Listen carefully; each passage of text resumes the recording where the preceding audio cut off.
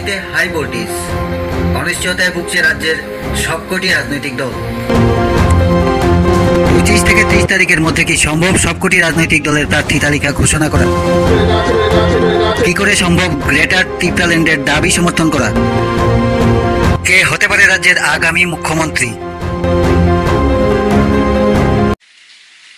নমস্কার দর্শক বন্ধুরা, এই মুহূর্তে আপনারা রয়েছেন জনবার্তা নিউজের সাথে। আর আজকে আমাদের স্টুডিওতে উপস্থিত রয়েছেন আসফাক ওয়াই পাটিল স্যারজি, যিনি পলিটিক্যাল এক্সপার্ট অ্যান্ড অ্যানালিস্ট।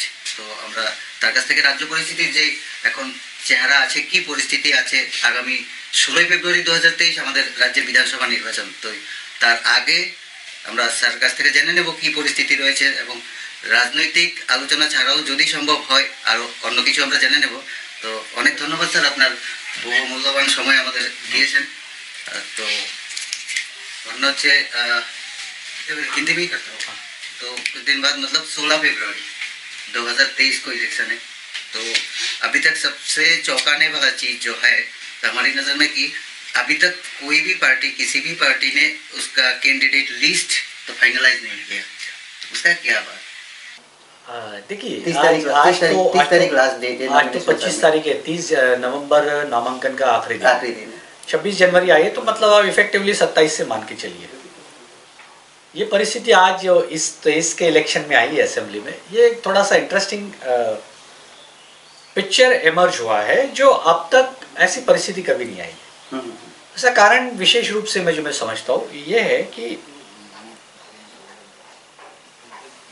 इस साल के जो इलेक्शंस हो रहे हैं त्रिपुरा में असेंबली के, इसके अंदर जो ट्विस्ट एंड टर्न आया है, ये उन सारे फैक्टर्स को देखते हुए कुछ हिंड्रेंसेस अलायंसेस को सीमेंट करने में आते हैं ग्राउंड लेवल पे। मान लीजिए, जिस त्रिपुरा में 1978 से लेके 88 तक सीपीएम रहती है, फिर 88 से 93 तक कांग्रेस टीयूजेस रहती है, 93 से फिर आपका एक लगातार सीपीएम का दशरथ देव जी के बाद फिर 98 से मानिक सरकार जी का टिल 2018 एक पैटर्न था कि कांग्रेस सीपीएम एक अलायंस और CPM neck to neck fight, और ये पैटर्न था। 2.5 डेकेड्स के बाद सीपीएम का सरकार परिवर्तन होके बीजेपी का शासन आता है। अब वो 5 साल के बाद एक और उभरता हुआ चेहरा आपको देखने मिल रहा है, जो और कॉम्प्लेक्स कैरेक्टर सामने दिखा रहा है आपको त्रिपुरा की भूमि पे। इस रंगमंच में बहुत इंटरेस्टिंग कलरफुल पिक्चर आया देख रहे हो।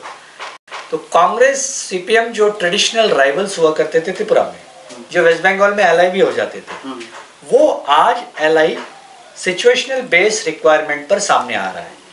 क्यों? वो सिचुएशन क्या है कि शासक दल बीजेपी को टफ फाइट देने की एक अचीवमेंट में कांग्रेस सीपीएम का एक ड्यूरेस सिचुएशन में सामने आना तय हुआ है। The goal and sole objective of alliance of CPM Congress is to keep BJP out of power. अब उसके लिए हर सिचुएशंस को ओवरकम करके कांग्रेस सीपीएम यदि फाइनल सीमेंटिंग अलायंस को डिक्लेयर कर दी है, तो उसके हिसाब से प्रत्याशी लिस्ट बननी भी बहुत इंपॉर्टेंट है। 60 असेंबली सीट्स में सीपीएम कितने लड़ेगी, कांग्रेस कितने लड़ेगी, ये परम्यूटेशन कॉम्बिनेशन को जब अप्लाई करना होगा ग्राउंड पे, तो डेफिनेटली कुछ छोटे मोटे ऑब्स्टेकल्स, डिफरेंसेस, टेक्निकल ग्लिचेस को आपको ओवरकम करके अलायंस फिक्स करना होगा। तो संभावित रूप से इसमें डिले होना संभाविक है, बट ये धीरे ज़्यादा नहीं हो सकता है। वी कैन एक्सपेक्ट कि अगले 2 दिन में इसका एक आउटकम आना चाहिए, और हो सकता है कि लिस्ट ऑलमोस्ट डिक्लेयर भी मतलब फाइनलाइज्ड हो चुकी हो। एक फाइनल अप्रीहेंशन इसके ऊपर प्रोज एंड कॉन्स वेग किया जा रहा होगा कि क्या हो सकता है आप डिक्लेयर करने में, क्या कोलेटरल डैमेज हो सकता है क्या, या इसको लास्ट मिनट पे किया जाए 2 दिन पहले। सब पॉसिबिलिटीज को हर पार्टी तय कर रहा है। इवन बीजेपी का भी अभी तक लिस्ट फाइनल नहीं हुआ है। कांग्रेस सीपीएम का तो अलायंस को फाइनल एक टचवुड दे के लिस्ट करना एक चैलेंज होगा। बीजेपी के लिए वैसी चैलेंजेस ज़्यादा नहीं है।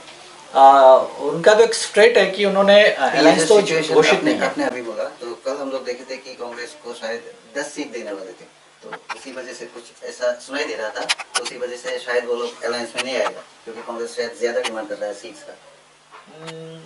अगर डिमांड की बात आती है तो कहीं ना कहीं ऑब्स्टेकल या उसको परस्यू करके उसको फाइनल करने में एक बेसिक अंडरस्टैंडिंग में डिफरेंसेस हो सकती है। बिकॉज किस वजह से हो सकती है? कांग्रेस का अभी तक लास्ट 2.5 डेकेड का इतिहास रहा है कि जो नेतृत्व कांग्रेस का ऑपोजिशन में था तब 10 से ज्यादा सीट नहीं थी इनके पास। 49-50 सीट सीपीएम लाती थी।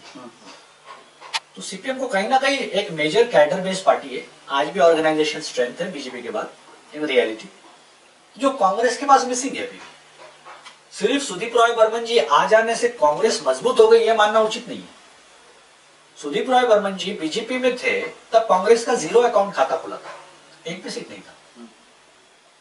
जो विधायक थे उस जमाने में वो ट्रांसफर हो गए, 18 में खाता नहीं खुला क्योंकि 6 तृणमूल से और 2 रतनलाल नाथ जी, रतन चक्रवर्ती 2 कांग्रेस से आ गए।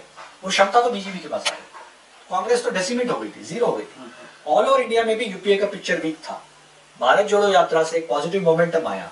सुदीप जी के बीजेपी से निकलने के बाद, आशीष शाह जी के निकलने के बाद, कई सारे विधायक शासक दल से निकलने के बाद जो आज बीजेपी में से निकलकर दीवा चंद्र अंकल जी जो आज कांग्रेस में योगदान देते हैं, ये डेफिनेटली अपने साथ एक स्ट्रेंथ लेके आए।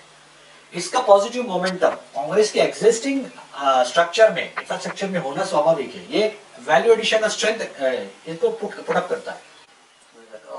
और एक चमक देने वाला, चमकाने वाला टॉपिक पे मैं जाना चाहूंगा, जो टीएमसी तृणमूल कांग्रेस। तो देखा था हमने वो लास्ट ऐसे म्यूनिसिपल इलेक्शन में उन्होंने अम्बासा में एक सीट भी जीता था। काउंसिलर आए थे वहां से। अभी फिलहाल वो बीजेपी में पीछे चले गए, बहुत अच्छा बात है। तो 6 तारीख को फेब्रुआरी ममता बनर्जी भी आने वाली। तो सब कुछ मिला के तृणमूल का क्या अभी कंडीशन है इस पॉलिटिकल ग्राउंड में अभी? लास्ट ईयर जो पॉलिटिकल सिचुएशन था तृणमूल का, it was such a electrifying impact कि ऐसा लग रहा था कि तृणमूल अगले साल सरकार बनाएगी 2023। This was the battle ground, stiff resistance. वहां सीपीएम को भी डर लग रहा था कि हमारा भी कुछ कैडर अभी डॉर्मेंट हो जाएगा। इतना तृणमूल ने एग्रेसिव स्टैंड लेके ग्राउंड पे अपना काम शुरू किया। तब ममता दीदी 2016 में जब सुदीप जी ऑपोजिशन से निकल के तृणमूल में आए 6 विधायक के साथ, तब रिकग्निशन हाउस में मिलने के बाद तृणमूल कांग्रेस ऑल इंडिया तृणमूल कांग्रेस बना। तो ये सुदीप बर्मन जी जो 6 विधायक आए थे उसकी वजह से रिकग्निशन हो जाता है हाउस में ऑटोमेटिकली। आप डिफेक्ट हो गए तो डिस्क्वालिफिकेशन अप्लाई नहीं होता कि 2/3 से ज्यादा हो गए, तो मर्जर हो गया वहां पर। तब ममता दीदी आई थी अस्तबल में, आई रिमेंबर। उसके बाद ममता दीदी आई नहीं थी। लास्ट ईयर जब तृणमूल का बीजेपी का एकदम स्ट्रेट फाइट चल रहा था ग्राउंड में, राजनीतिक संग्राम, तो आप याद रखिए 2 अगस्त 2018 को जब अभिषेक जी आए थे तब यहाँ एक अटैक हुआ था, मातावारी के एन रूट वापस आ रहे थे। और उससे पहले जब 23 आईपैक के टीम मेंबर्स यहाँ पर आए थे त्रिपुरा में, कोविड चल रहा था, तो उनको डिटेन कर लिया गया था होटल वुडलैंड पर, जो इस थाना के जुडिक्शन में पड़ता वहीं पर है। तो उनको डिटेन कर लिया जाता है because they were actually collaborators for Trinamool, जो ऑलरेडी वेस्ट बंगाल में जिन्होंने बहुत बढ़िया काम किया, प्रशांत किशोर जी के। तो जब वो टीम यहाँ पर आई तो उनको डिटेन किया। एक्चुअली वहां पर से कॉन्फ्लिक्ट स्टार्ट हुआ था।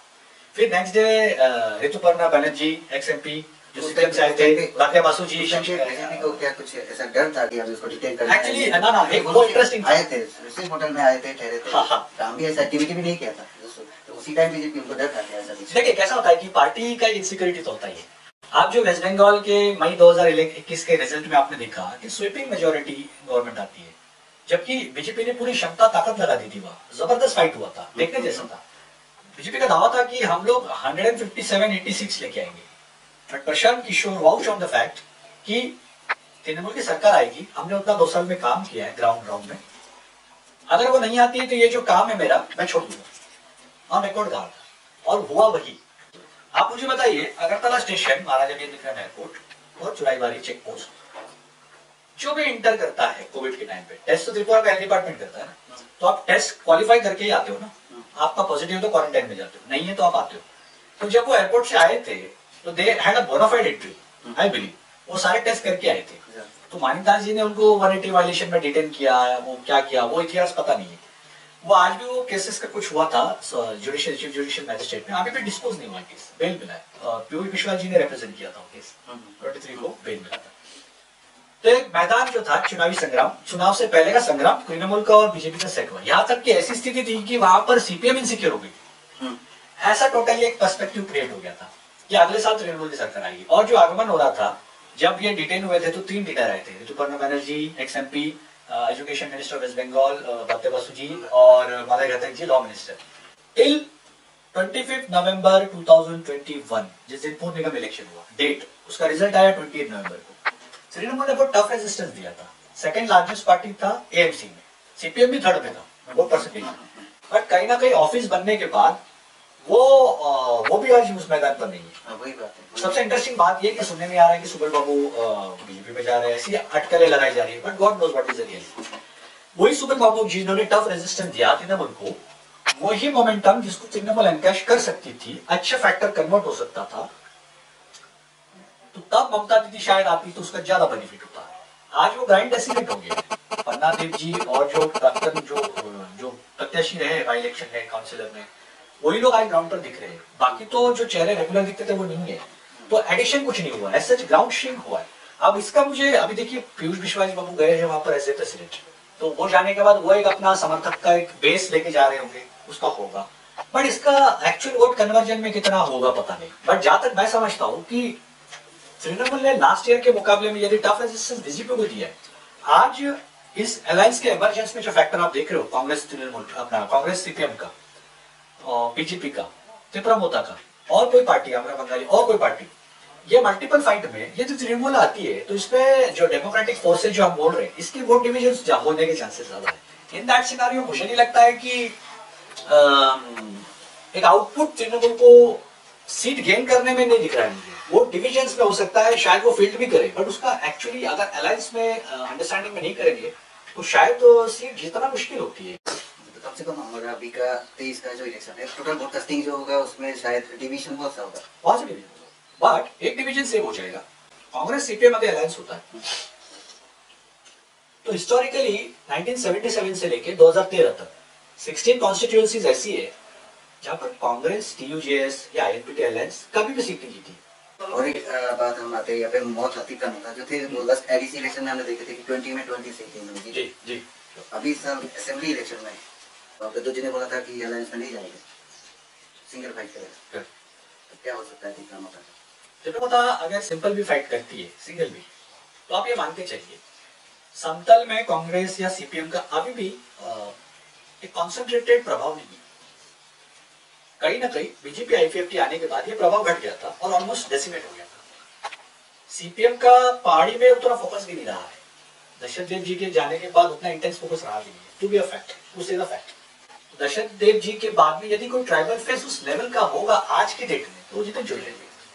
मानिक सरकार जी एज ए मुख्यमंत्री भी सर रहे हैं, लेकिन समतल का छोड़ के उस वक्त उस गवर्नमेंट का जो इन्फ्लुएंस था हर इलेक्शन में, तो एक ट्रेंड रहा है त्रिपुरा में कि वो सीट स्वीप हो जाती है मैक्सिमम। समतल छोड़ के पहाड़ी इलाका में 18 के 13 के बाद तो कहीं ना कहीं फ्लो भी घटा है, और एक हाई एंटी इनकम्बेंसी के चलते 18 में तो जनजाति की सीट भी लॉस्ट हो गई। यदि मोथा आज की डेट में अकेले भी लड़की है तो मोथा का डेफिनेटली ये प्रेफरेंस होगा कि वोट डिवीजन नहीं हो। मोथा का जो राइज हुआ है ये बीजेपी के एक्सिस्टेंस में हुआ है। जो कैडर आज भी मोथा का है, आप उनका भाषण देखिए, स्टेटमेंट देखिए, वो किसी को अपोज नहीं करते, बट नैरेटिव तो एंटी बीजेपी है।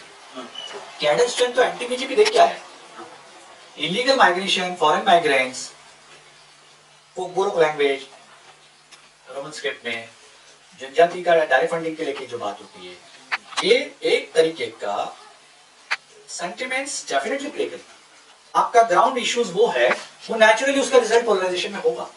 पोलराइजेशन को कॉन्सेंट्रेट करेगा वोटर्स, और वो वोटर्स एक बहुत बड़ा डिसाइसिव फैक्टर है। तो मुझे लगता है यदि मोथा इन सारों फैक्टर्स को देख के यदि सोलो भी करता है, बिल्कुल अलायंस नहीं भी करता है, तो मुझे लगता है मोथा का परफॉर्मेंस आईपीएफटी का जो परफॉर्मेंस था अलायंस में उससे बेहतर होगा। और मान लीजिए कि 13 सीट त्रिपुरा मोथा को और 21 एंड 30 24 30 बची सीट्स अगर बीजेपी जो बहुत दावा कर रही है 50 प्लस सीट्स का, चलो उसका 50% भी मिलता है तो 26, 50% से ऊपर ही आए 26 मिलने के बाद भी बीजेपी सोलो गवर्नमेंट नहीं बना सकती। उनको एटलीस्ट 5 सीट्स लगेंगे, तो 5 सीट्स तो आपको तोड़ के कोई नहीं देगा। एक दल आपको बाहर से समर्थन दे सकता है या आपके साथ शामिल हो सकता है, वो आपकी डील पर निर्भर करता है। और 13 सीट अगर मोथा ने लाया है, जो कम या ज्यादा भी हो सकता है, तो आपको तो समर्थन लेना ही है ना। और मान लो त्रिपुरा मोथा ने डिसाइड किया कि बीजेपी को समर्थन नहीं देना है, उस पोल के बाद हम भी गवर्नमेंट नहीं बना पा रहे सोलो, और मान लीजिए सीपीएम कांग्रेस अलायंस के साथ आते हैं, तो नॉन बीजेपी अलायंस हो गया। That is also one possibility. Solo कोई गवर्नमेंट बनाने की क्षमता आज की डेट में नहीं रखता है, दावा हो सकता है, क्लेम हो सकता है, बट मुझे लगता नहीं है। ग्राउंड स्ट्रेस शिंक हो रहा है सबका, और कहां कहां जो ऑलरेडी शिंक हुआ था वो एनहेंस हो रहा है, स्ट्रेंथन हो रहा है, जैसे कांग्रेस सीपीएम अलायंस। मान लीजिए कि ऑपोजिशन में 16 एमएलए बैठे, कांग्रेस के एक ही है, 17 एमएलए टोटल विपक्ष में आज है आपके पास। कुछ लोग बीजेपी छोड़ के आए हैं, अब उनका परफॉर्मेंस प्रूव होना बाकी है। तो 17 एग्जिस्टिंग एमएलए, 5 इधर से आ गए, एलपीएफटी के 3 चले गए, वो कहां जाएंगे किसी को नहीं पता। 5 तो आपके पास आ गए, तो 22 का स्ट्रेंथ आपके पास आज भी है। 7 विजिबल है, 5 अभी विजिबल होना बाकी है, बट वो अपना स्ट्रेंथ कैरी करते हैं। ये अलायंस अगर 21-22 पे भी टिका रहता है और मोता का 10-12 भी आता है, और मोता ने डिसाइड किया कि पोस्टपोन बीजेपी के साथ नहीं जाना है, तो सरकार किसकी बन गई? That is one game. Scenario 1 alliance government, Mota BJP. Scenario 2 BJP solo government बना सकती है 31 सीट पे। सिनेरियो 2 बीजेपी मोता अलायंस, और scenario 3 Mota Congress CPM alliance. और वर्स्ट कम वर्स्ट सिनेरियो 4, बाहर से यदि सीपीएम ने बोल दिया कि हम बाहर से समर्थन देते हैं, मोता बोला कि आप गवर्नमेंट बनाएंगे 17-18 सीट्स आने के बाद। फोर्थ सिनेरियो ये भी हो सकता है। Everything is possible in politics today. 2015 में पीडीएफ और कांग्रेस की शर्मा जब सरकार आ सकती है, रेडिकल और सेक्युलर पार्टी आइडियोलॉजिकली अपोजिट, तो त्रिपुरा में वो हर चीज को एक्सपेरिमेंट क्यों नहीं किया जा सकता? Everything is possible. 4 सिनेरियोज में पॉसिबिलिटीज है सरकार बनने। शासक दल का अभी जो वोटकास्टिंग उसके बारे में एक चीज में लाना चाहूंगा, जो बर्निंग इश्यूज है 10,323 का, तो वो लोग क्लेम कर रहे हैं जैसे कि लास्ट टाइम देखा था उनका एक गैदरिंग हुआ था, उसमें डालिया 10 करके एक उनका ये था, लीडर था, उन्होंने क्लियर बोला था कि किसी को भी वोट दो पर बीजेपी को वोट मत डालो। और वो इतना भी क्लेम कर रहे हैं ऐसा भी कि ये 10,000 के साथ आप उनका रिलेटिव्स, उनका फैमिली मेंबर्स ऐसा मिला के 50,000, 60,000, 1 लाख वोट ऐसा हो सकता है। तो वो फैक्टर क्या हो सकता है 10,000? देखिए आप एक नंबर देखिए, 10.5 लाख शासक दल का वोटिंग था 2018 में, 49.05%। 9,97,000 के आसपास ऑपोजिशन सीपीएम में वोटिंग हुआ था। That time it was 26.5 lakh, अभी वो बढ़ गया है और वो 2,14,478 बढ़ा इस बार। तब 48 न्यू वोटर थे, 48,000 न्यू रजिस्टर्ड वोटर्स थे, और 2,14,470 इस बार है। शासक दल और विरोधी के बीच में सिर्फ 33,500 का अप्रोक्सीमेट गैप है। ठीक है, बहुत देख लीजिए बड़ा। 10,323 में से 150 लोग इस दुनिया से चल बसे। 10,323 वालों ने बहुत रिक्वेस्ट किया, बहुत हम्बल पिटिशन दिया, बहुत लाठी पीटी खाने के बाद भी पुलिस फोर्स यूज हुआ, उसके बाद भी एक भद्र तरीके से वो डॉक्टर मानिक शाह जी से बहुत इनोसेंट हम्बल अपील भी कर रहे हैं। उनको ये उम्मीद भी है, तो सब फ्रस्ट्रेशन हुआ है कि नहीं हो रहा है, मॉडल कोड लग गया, आप क्या जादू होने वाला? भी तो बोले थे कि हम उनके बारे में बोले थे। आप बोलने के बाद एक्ट कर सकते हैं क्या? मॉडल कोड अब तो लग गया है, आप तो कोई डिसीजन नहीं ले सकते हो एग्जीक्यूटिव। अब आपको क्या लग रहा है, आपकी सरकार आएगी? गारंटी है नहीं है। तो इसका मतलब आप आने के बाद भी करोगे कि नहीं? अप्रीहेंशन है। शासक दल यदि चेंज हो जाता है तो वो तो बोल ही रहे जितेंद्र चौधरी जी, महाराज कर जो कि इनके लिए मैं जो संभव है करूंगा, वो तो कपिल सिब्बल के पास पिटीशन भी फाइल कर रहे थे।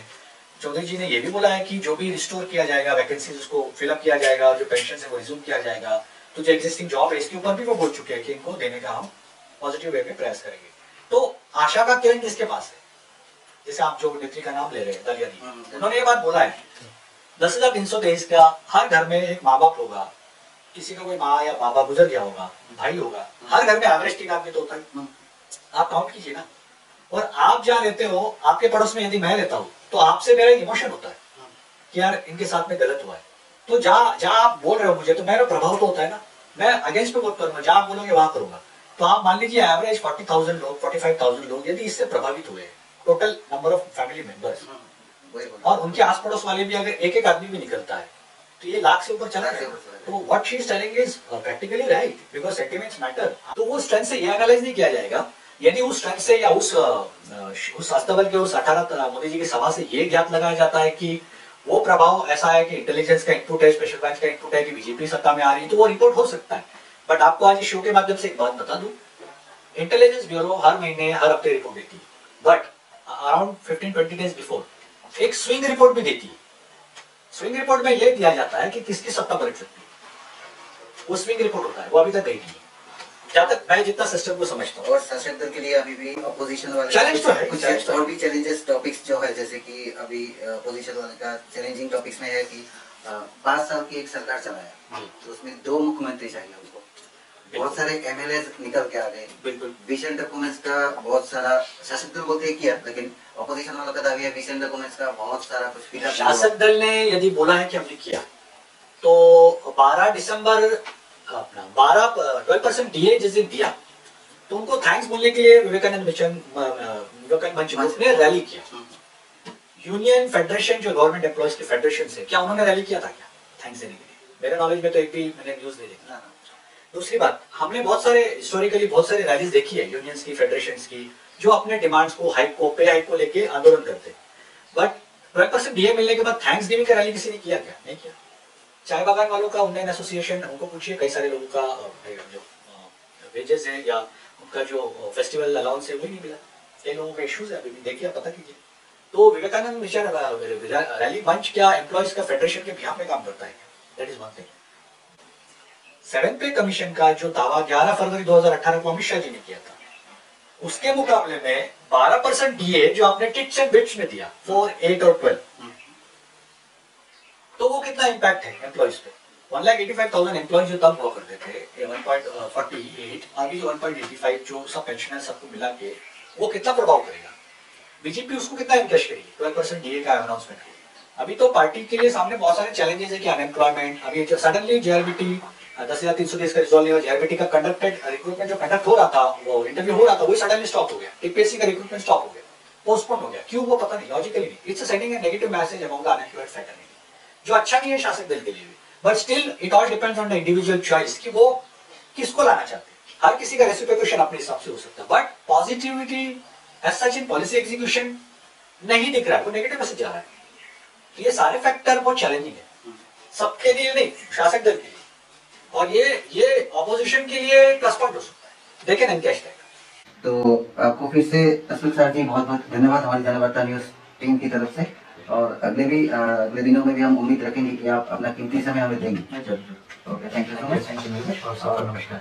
দর্শক বন্ধুরা যারা আমাদের সাথে ছিলেন, তখন আপনাদেরকে অসংখ্য ধন্যবাদ। আর আরো আপডেটেড নিউজ দেখতে চোখ রাখবেন আমাদের জনবার্তা নিউজের পর্দায়।